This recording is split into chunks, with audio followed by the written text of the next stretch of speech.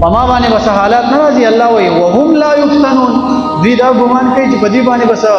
امتحانات ناراضي نه ناراضي با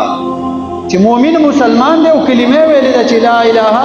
الا الله د کافر په نسبت باندې بدی مسلمان ته ډیر زیات تکلیفونه او ډیر زیات امتحانات او ابتلاءات راځي نو الله پاک با په دغه امتحانات سره زما اوستا او په دغه تکالیف سره او په دغه خوشاله سره زما اوستا څه کوي امتحانات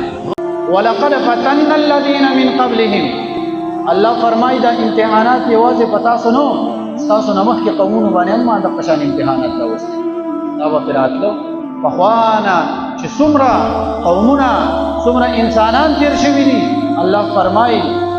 هغه باندې مې هم دا امتحاناتو راوستلي نبی علیہ الصلوۃ والسلام فرمایي چاته تاسو کو الله رسول ډیر زیات تکالیف ډیر زیات حالات واقعات دا پچا راځي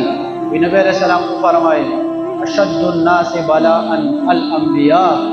ټول نډیر سختۍ په دنیا کې چې الله راولي نو دا په پیغمبرانو راولي ډیر زیات سختۍ او تکالیف دا په پیغمبرانو راولي ثم الصالحون بیا د پیغمبرانو نه بعد چې کوم نیکه طبقه ده هغه باندې بیا راځي ثم الامثل فالامثل بیا پس ښکته راځه